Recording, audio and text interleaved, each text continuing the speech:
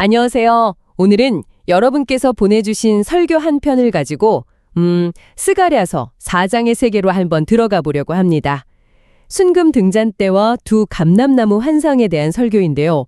뭔가 이미지가 굉장히 신비롭고 상징적인 느낌이 들죠. 이 오래된 환상에 오늘 우리에게는 또 어떤 메시지를 주고 있을까요?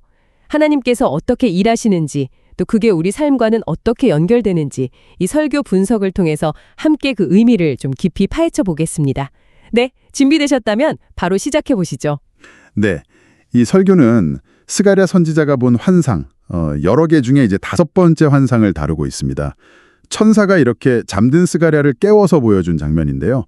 이게 뭐 그냥 흥미로운 그림? 그 정도가 아니라 하나님 나라의 본질, 또 그분이 일하시는 방식을 드러내는 아주 중요한 열쇠를 담고 있다고 할 수 있습니다.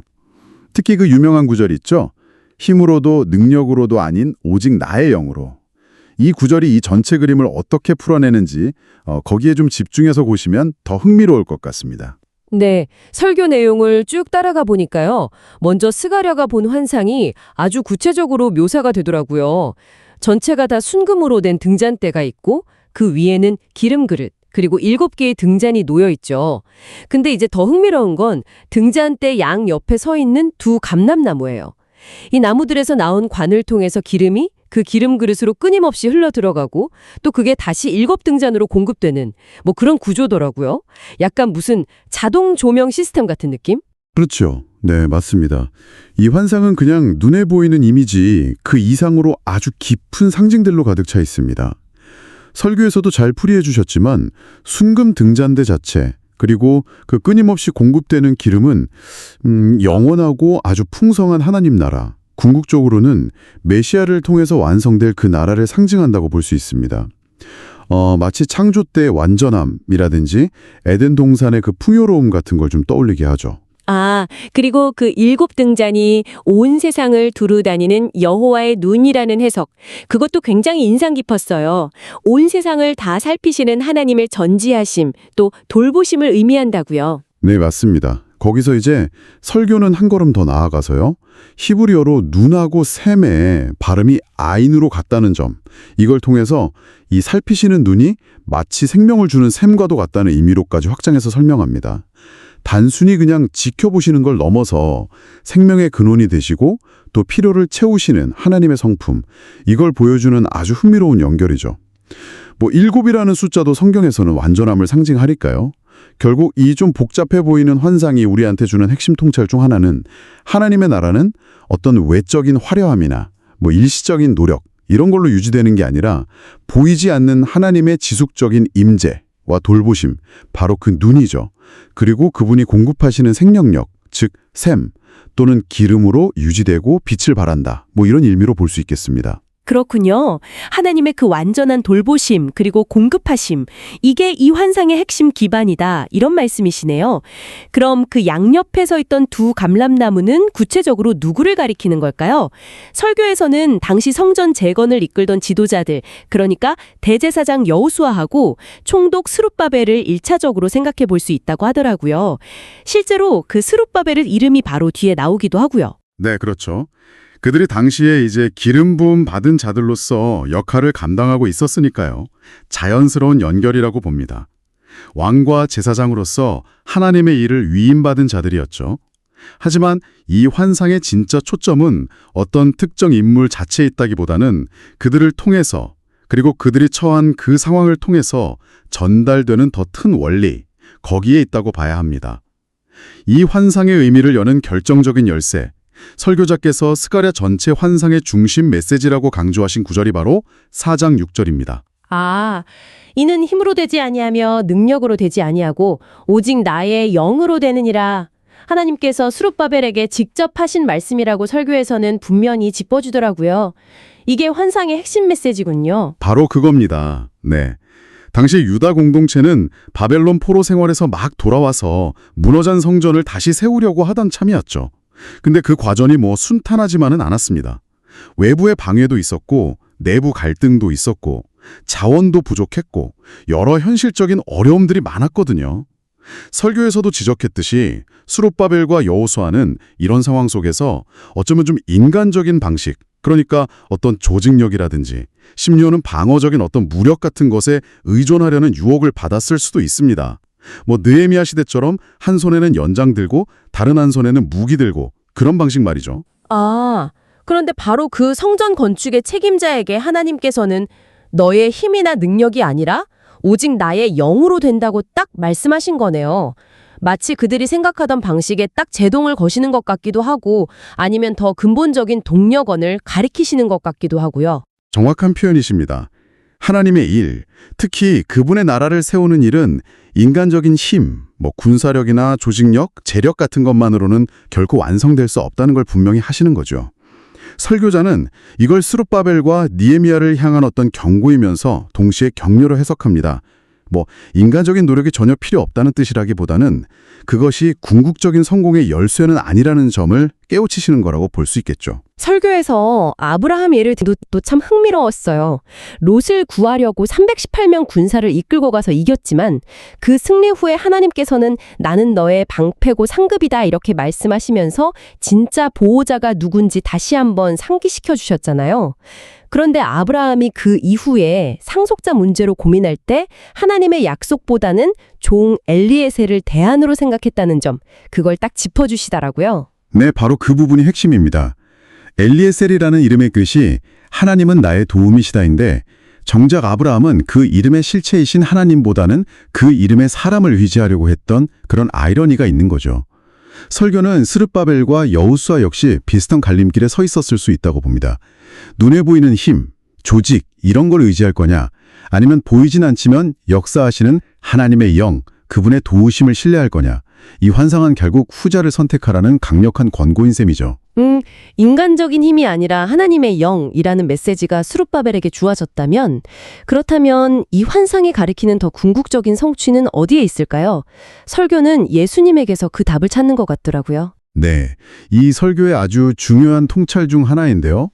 여호수아와 스룹바벨이 감람나무로 상징될 수는 있었지만 그들은 어디까지나 예표, 그러니까 그림자였다는 점입니다. 그들이 기름 부음 받은 자들이긴 했지만 이 환상이 궁극적으로 가리키는 진정한 기름 부음 받은 자, 즉 메시아는 아니었죠. 영원한 하나님 나라를 온전히 세우는 일은 그들의 힘을 훨씬 넘어서는 일이었습니다. 그럼 예수님께서 이 환상을 어떻게 성취하신다는 걸까요?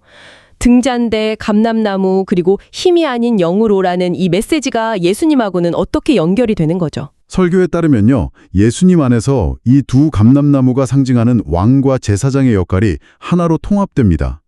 예수님은 다윗의 후손으로서 왕이시면서 동시에 멜기세덱의 반차를 따르는 영원한 대제사장이시죠. 여기서 중요한 건 멜기세덱이 살렘, 즉 평화의 왕이자 동시에 체데크, 의의 왕이었다는 점이에요. 예수님 역시 군사적인 힘이나 어떤 정치적인 권모술수가 아니라 바로 평화와 의로서 하나님의 나라를 세우십니다.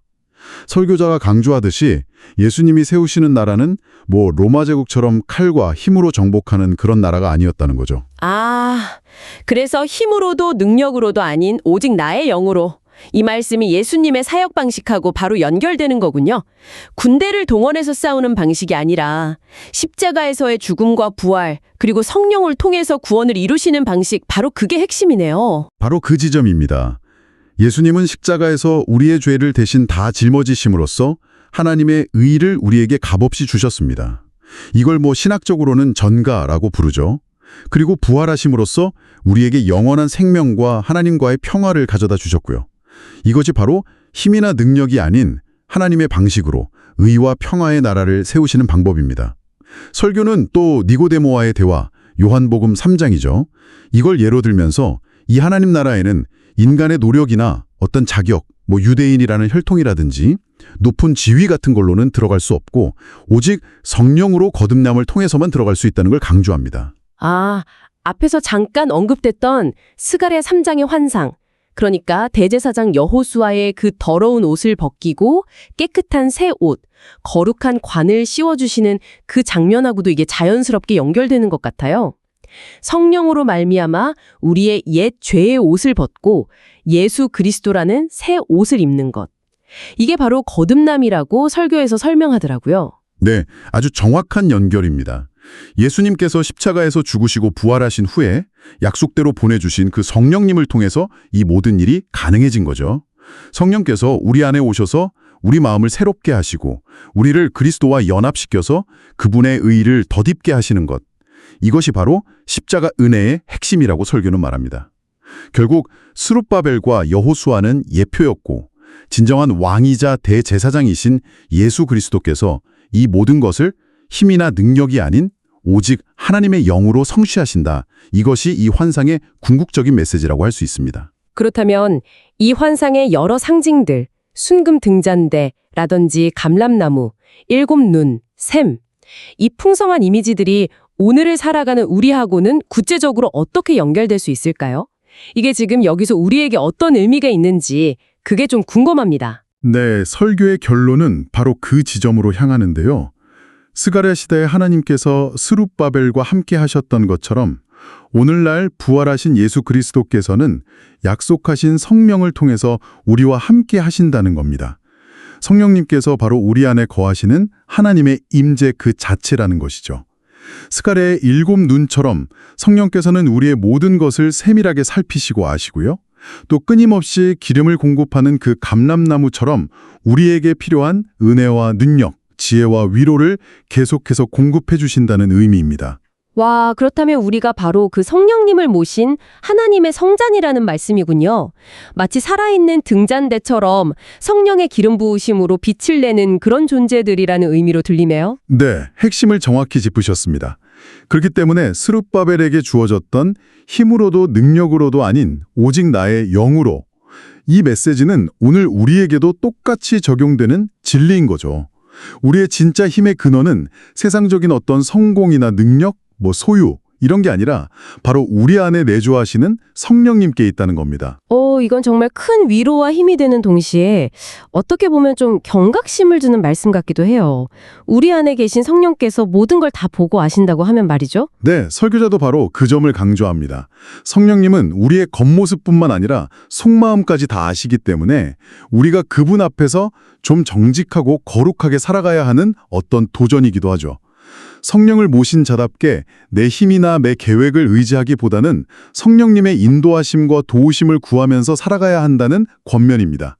이것이 바로 스가랴 환상이 오늘 우리에게 주는 아주 실제적인 적용점이라고 할 수 있겠습니다. 대한 설교 분석을 통해서 정말 깊은 통찰을 얻은 것 같습니다. 하나님의 일 그리고 우리 그리스도인의 삶은 결국 인간의 힘이나 노력, 화려한 계획 이런 게 아니라 오직 하나님의 영, 즉 성령의 능력과 공급하심으로 이루어진다는 사실, 이걸 다시 한번 확인하게 되네요. 등잔대의 빛이 꺼지지 않도록 끊임없이 기름을 공급하던 그 감람나무처럼 성령께서 우리 삶에 필요한 모든 것을 공급해 주신다는 약속을 꼭 붙잡아야겠습니다. 그렇습니다. 가장 중요한 것은 우리가 바로 그 성령님을 모시고 살아가는 하나님의 성전이라는 정체성, 이걸 기억하는 겁니다.